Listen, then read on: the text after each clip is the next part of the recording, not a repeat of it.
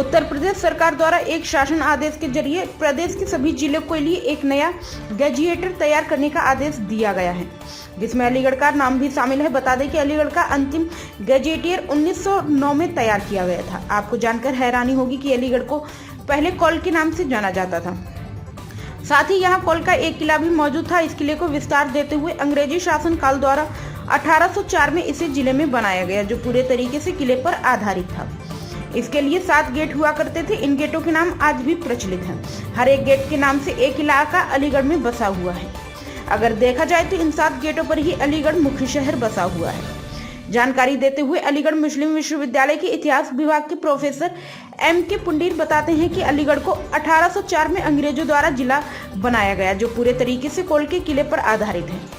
इस कोल के किले को 13वीं शताब्दी में बलवान ने फतह किया और उसके बाद मध्यकाल की 16वीं 17वीं शताब्दी में इस किले का विस्तार चारों दिशाओं में होता चला गया और यह विस्तार इतना बड़ा था कि इसने एक पूरे शहर की भांति रूप ले लिया और इस किले के 7 गेट हो गए और इन गेटों के नाम आज भी जिले में प्रचलित हैं। जिन गेटों के नाम से इलाके बसे हैं, आज जहाँ भी सब लोग जाते हैं, अलीगढ़ में तुर्कमान गेट, दिल्ली गेट, साबित गेट, अतरौली गेट, मदार गेट, हाथरस गेट और 7वां शासनी गेट है, जो आज भी अलीगढ़ में अपनी एक खास पहचान रखते हैं। अगर देखा जाए तो इन 7 गेटों पर ही अलीगढ़ मुख्य शहर बसा हुआ है। सर, अलीगढ़ के मध्यकालीन के बारे में क्या करें? देखिए, अलीगढ़ जो बेसिकली जो अंग्रेजों ने 1804 में एक डिस्ट्रिक्ट बनाया, ये पूरी तरीके से कोल के किले पर आधारित है। कोल के किले को 13वीं शताब्दी में बलबन ने फतह किया और बलबन ने कोल के किले पर अधिकार किया और मध्यकाल में ये कोल का किला अपने आप में एक बहुत बड़ा किला बनता चला गया।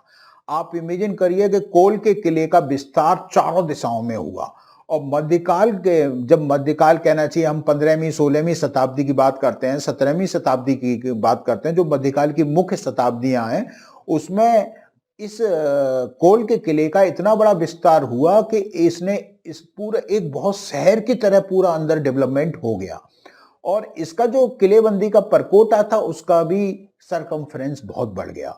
मध्यकाल में आते आते कोल के किले के 7 गेट हुए और वो गेट आप स्टार्ट करते हैं कि देखिए, जैसे तुर्कमान गेट सब लोग जानते हैं, आज भी तुर्कमान गेट है। दिल्ली गेट, दिल्ली वो रोड सबसे पहले दिल्ली की तरफ से आने वाली थी, आज भी वहां दिल्ली गेट का हुआ है। तीसरा साबितगढ़ गेट। साबितगढ़ जो गेट था, वो इस साबितगढ़ जो गढ़ी है, जो बाद में अलीगढ़ कहलाई, उसकी जो दिशा में जो गेट बना, उसको साबितगढ़ गेट कहा और आज यदि हम उसको लोकेट करें तो वो डिस्ट्रिक्ट हॉस्पिटल के गेट के आसपास कहीं पड़ता है। चौथा जो गेट था वो था अतरौली गेट। अतरौली गेट को यदि हम आज लोकेट करें तो खासकर माल गोदाम के पास जो कवर कुत्ता और वहां एक मस्जिद है, तो वहां पर वो उसको लोकेट करते हैं। इसके बाद मदार गेट। मदार गेट का नाम मदार गेट इसलिए पड़ा क्योंकि अंदर साहब मदार की एक बहुत बड़ी मजार और एक उनका मुसोलियम यानी दरगाह है। उसके बाद ये हाथरस गेट, आप भी जानते हैं, हाथरस अड्डा करके इस टाइप से एक वो है। इसके बाद ये शासनी गेट बिल्कुल लास्ट में है। तो इस तरह 7 गेट अलीगढ़ के मध्यकालीन अलीगढ़ के 7 गेट थे, लेकिन अब भी इसका नाम कोल था और इन 7 गेट्स को समाहित करते हुए इसकी एक बहुत बड़ी फोर्टिफिकेशन वॉल थी और उस फोर्टिफिकेशन वॉल के बाहर इसकी सुरक्षा के लिए खाई थी, जो खाई अक्सर पानी से भर दी जाती थी। यदि आज आप सर्वेक्षण अलीगढ़ का करिए तो इस दीवार के बाहर वाली खाई में ही खाई धीमे धीमे वक्त के साथ भर दी गई और आप देखिए आगरा रोड वगैरह ये सब उसी खाई पे बनी हुई हैं। और ये जो 9 गेट थे, उन 9 गेट के बाहर देखिए हर जगह एक मस्जिद हुआ करती थी और एक सराय होती थी। मध्यकाल में धीमे धीमे अलीगढ़ ने एक बहुत बड़े कॉमर्शियल सेंटर की जगह ले ली थी, नील की भी पैदावार होती थी और सबसे इंपॉर्टेंट बात है कि यहाँ पर साल्ट पीटर की भी पैदावार होती थी, क्योंकि आगरा जब मुगलों की कैपिटल थी तो जितने भी विदेशी आए उनमें से कुछ विदेशी अलीगढ़ आके खासकर शाहगढ़ से साल्ट पीटर ले गए। साल्ट पीटर आप जानते हैं बारूद बनाने में काम में आता है, तो साल्ट पीटर बनाने की भी भट्टियां अलीगढ़ में हम लोगों को काफी तादाद से मिल रही हैं। 7 गेटों का इस्तेमाल कैसे होता था, क्यों बनाई गई? देखिए, ऐसा है कि मध्यकाल की पूरी संरचना इस टाइप की हुआ करती थी कि ये जो गेट थे उनका मुख्य काम था कि हम रात को इन गेट को बंद कर देंगे तो आंतरिक सुरक्षा को हम पूरी तरीके से मेंटेन यानी एक उसको बना लेंगे। और इन गेटों के बाद जो सराय थी तो अक्सर जो बिजनेस कारवां आते थे, खासकर ये जो ट्रेडिंग पार्टी आती थी तो पहले वो सराय में स्टे करती थी और इन कोतवाल से परमिशन लेके या जो उनका अपना रेवेन्यू होता था वो दे के तब वो शहर में घुस सकते थे।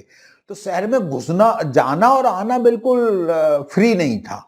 आप जाएंगे तो आपको पर्पज भी बताना पड़ेगा। तो एक मध्यकाल में ये सुरक्षा का एक बहुत बड़ा तरीका था। आप देखिए आगरा कैपिटल थी, लेकिन आगरा में आगरा के लाल किले के अलावा भी आगरा बहुत बड़े शहर को कवर करते हुए आगरा का भी एक फोर्टिफिकेशन किया गया है। और अक्सर हमें मध्यकाल में देखने को मिला जो बड़े बड़े इंपॉर्टेंट शहर थे उनके चारों तरफ एक परकोटा, एक फोर्टिफिकेशन वॉल का निर्माण हुआ। उसी तरह अलीगढ़ में भी ये फोर्टिफिकेशन वॉल का निर्माण हुआ और उस फोर्टिफिकेशन के बाहर गेट के बाद भी कुछ गढ़ी ऐसी बनाई गई जो आउटपोस्ट की तरह काम कर रही थी। जैसे बाद में 18वीं शताब्दी आते आते मड्राक की भी एक काम था कि आउट स्टेशन की आउटपोस्ट की तरह वर्क कर रहे थे। वहां पर अपना लश्कर रहता था, वो बता दिया करता था कि इधर से कभी अटैक होगा तो क्या किस टाइप की चीजें होंगी। तो ये देखा जाए तो मध्यकालीन जो शहर था जिसे आज हम अलीगढ़ कहते हैं, ओरिजिनल नाम उसका उस जमाने में कोल था। कोल एक किलेबंद शहर था। आप उसे ये नहीं कह सकते कि वो बिल्कुल फ्री था। और उसके अंदर बहुत सारी पॉपुलेशन रहा करती थी और उनमें कुछ मर्चेंट भी हुआ करते थे, कुछ यानी सब टाइप के लोग अपने बिजनेस वगैरह जो करते थे वो अंदर होते थे। और आप देखिए कोल के किले के बाहर बहुत सारी सराएं आज भी मिलती हैं। आप देखिए साबितगढ़ गेट के पास सराय हकीम, तो वो इस टाइप के सराय के नाम भी आपको काफी मिलेंगे। तो ये एक मध्यकालीन अलीगढ़ जो उस जमाने में कोल था उसका एक पूरी संरचना इस टाइप की बनाई गई थी।